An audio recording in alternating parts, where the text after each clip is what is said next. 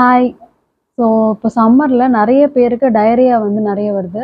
நெறைய வில்லேஜஸ்ல diarrhoea gases பார்க்க முடியுது. ஸோ இன்னைக்கு வீடியோல அத பத்தி தான் பார்க்க போறோம். ஸோ ஃபர்ஸ்ட் வந்து ரீசன் என்ன? காரணம் என்னென்ன பாக்டீரியா அப்படின்னு பார்க்கலாம். பாக்டீரியா வந்து நெறைய இருக்கு.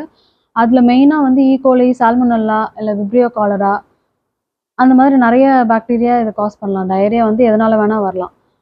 ஆ அதுக்கப்புறம் இப்போ டெம்பரேச்சர்ஸ் வந்து ரைஸ் ஆயிட்டே இருக்கிறதுனால, இந்த பாக்டீரியா வந்து மல்டிப்ளை ஆகுறது ரொம்ப ஈஸியா இருக்கும் அதுங்களுக்கு.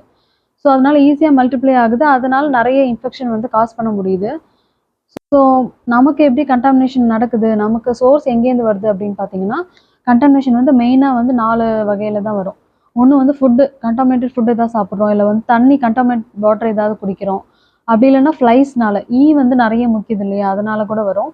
அதுக்கப்புறம் க்ளோஸ் கான்டாக்ட்ல இருக்கும்போது நமக்கு வரதுக்கு வாய்ப்பு இருக்கு.